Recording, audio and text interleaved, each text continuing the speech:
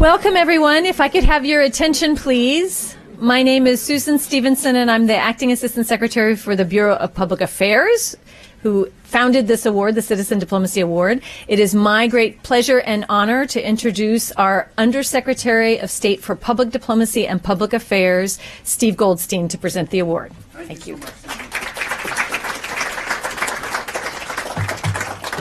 Thank you all very much. I really appreciate this. This is the first day of my 9th week as the Undersecretary for Public Diplomacy and Public Affairs. Someone asked me, at what point do you stop counting?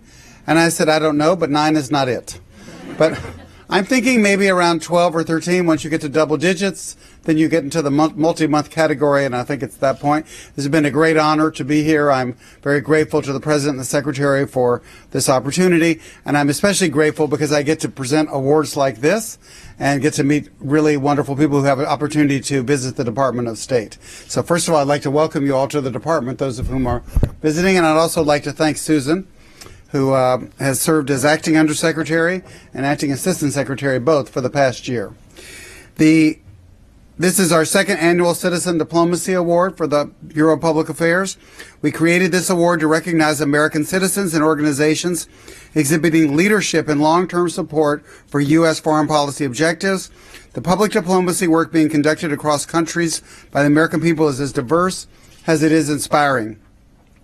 I want to thank our 3 nominating partners, Global Ties USA.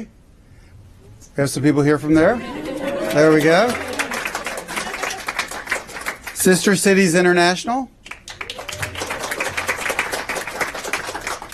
And the Alliance for International Exchange for submitting stellar nominations this year. And there was a gentleman from one of these groups that actually tried to connect with me on LinkedIn and said, I'll see you this afternoon. So I didn't respond because I guess I would see you this afternoon. I don't want to encourage people to be connecting with me on LinkedIn, but I am there. I also want to thank my colleagues here at the Department of State who served on our award selection committee. Their expertise and perspectives helped select an outstanding awardee from among many impressive nominees. This year's winner, who I just had the opportunity to meet, is Iowa's Council Bluffs Sister Cities Association,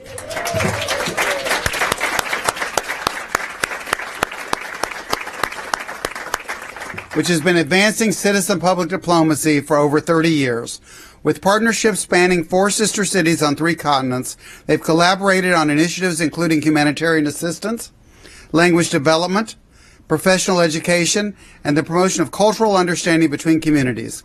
Not only is the Council an exemplary ambassador for U.S. values on the global stage, it also serves as a bridge to U.S. innovation, investment, and resources for partner cities. I can't tell you how much value there is in this kind of work. I had the opportunity a week and a half ago to go to Sesame Street. Not the actual street itself, but to their offices, the Sesame Street Workshop in New York.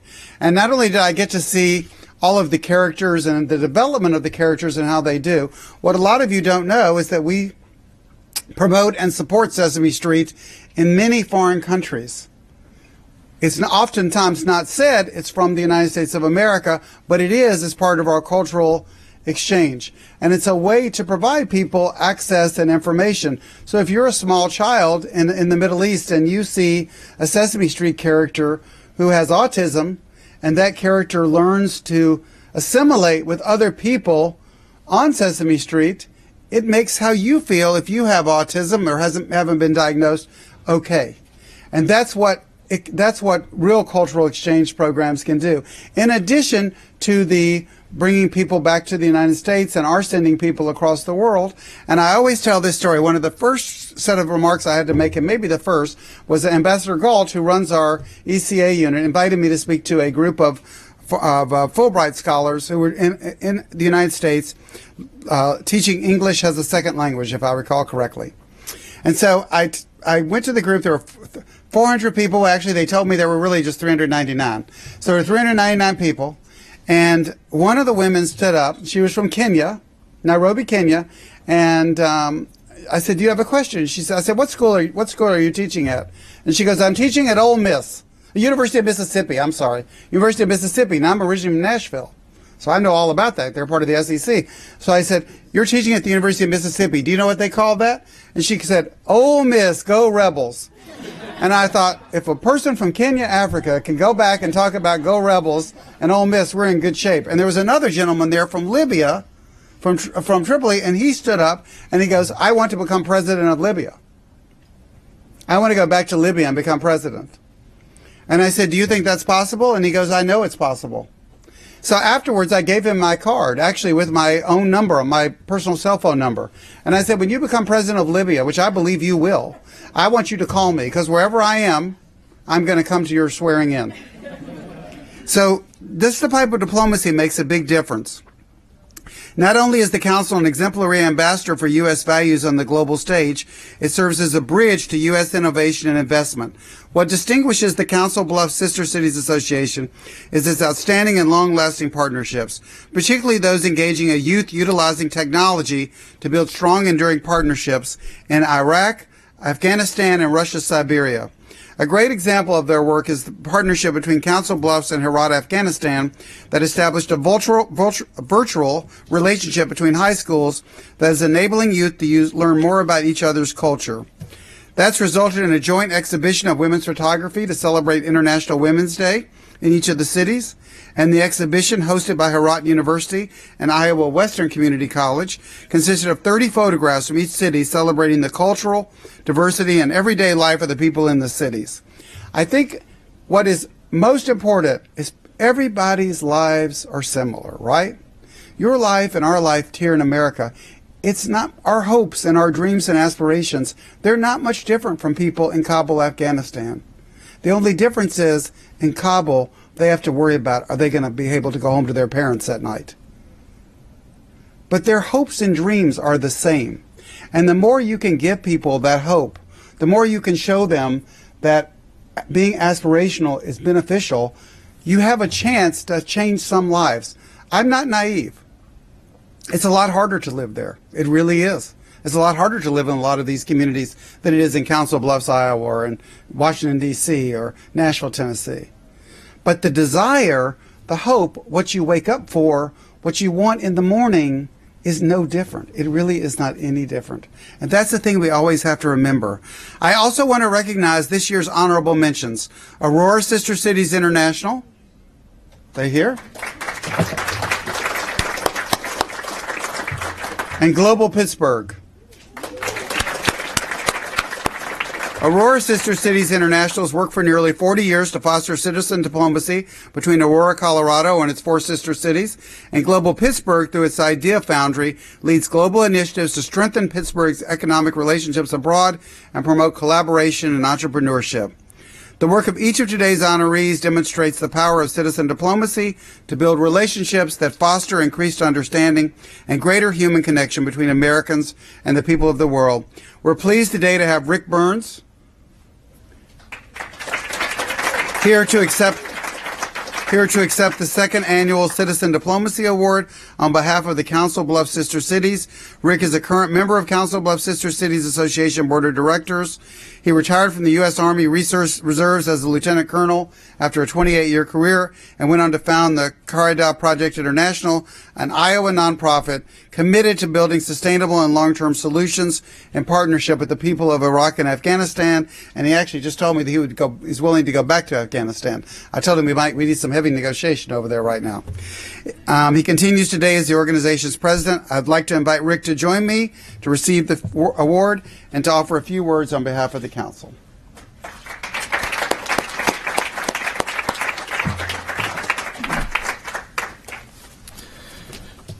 I think the reason they make everybody stand is because they hope that there will be short speeches. I want to say, mine was too long. Yeah, there are no value judgments There you here. go. Thank you. So we failed to mention Dr. Philip Myers is one of the founding members of the Council Bluffs Sister Cities Association. Has been with the organization from its beginning when it started with partnerships in Tobolsk. So he probably needs more recognition than I do.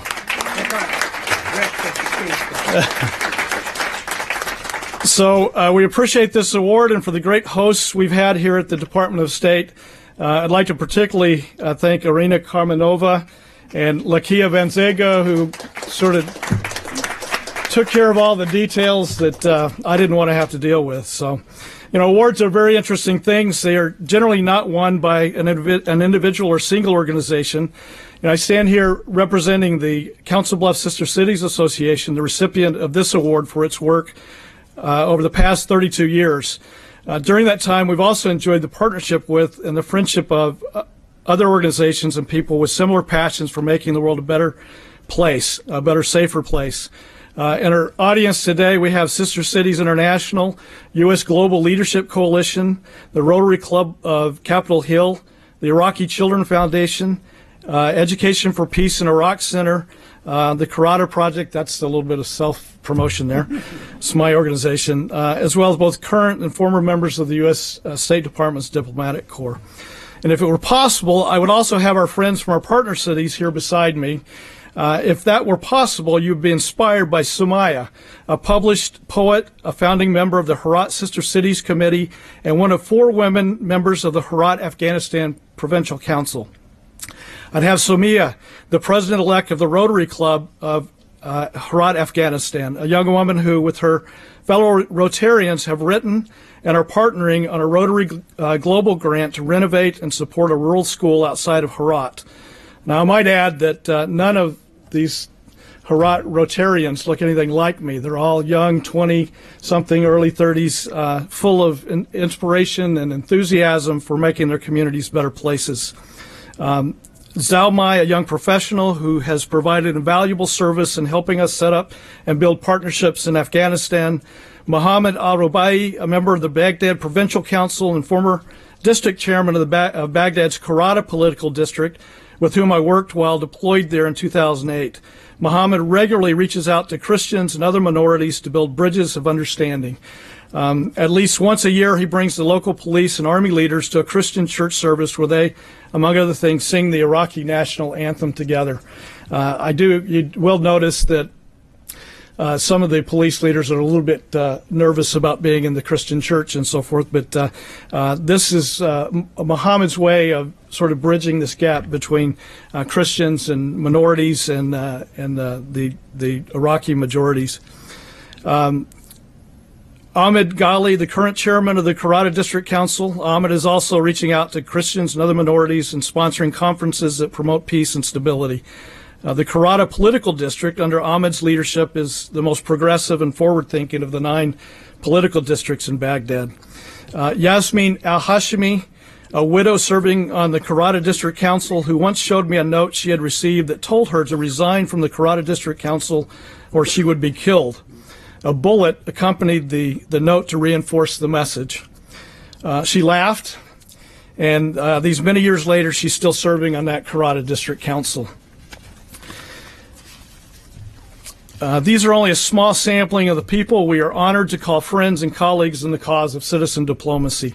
At a 1956 summit on citizen diplomacy, President Eisenhower said, "Citizen diplomacy is the most worthwhile purpose in the world today, to help build the road to peace, to help build the road to an enduring peace."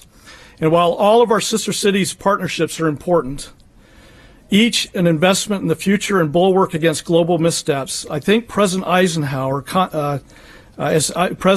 contemplated all that he had experienced as Supreme Allied Commander in Europe during World War II and as President during the Cold War, he had in mind partnerships with people in Iraq, Afghanistan, Yemen, Palestine, South Sudan, and other places where peace is so desperately sought and always just out of reach. These are places where partnerships are hard and challenging, but where the hope of citizen diplomacy shines brightest, where the need is greatest and the impact is felt deeply.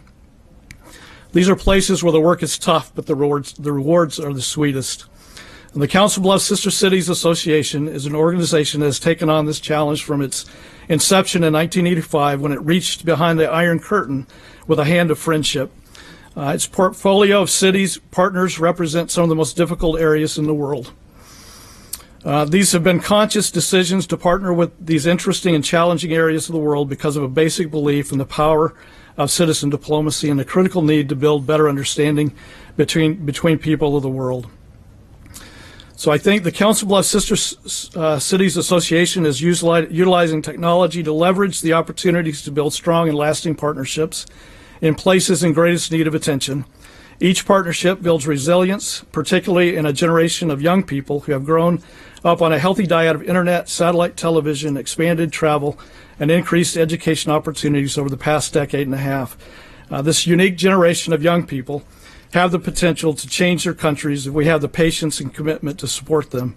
In a very real sense, they are creating order out of chaos. So thank you very much.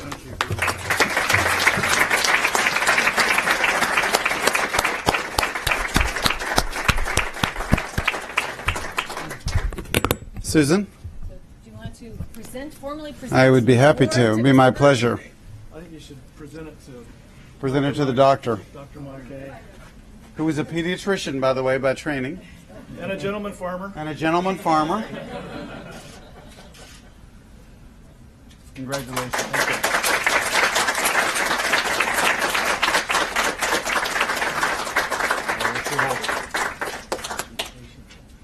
All right, so this concludes the formal portion of our presentation, and we invite you now to enjoy refreshments and to learn more about the gathered guests. Thank you very much. Thank you.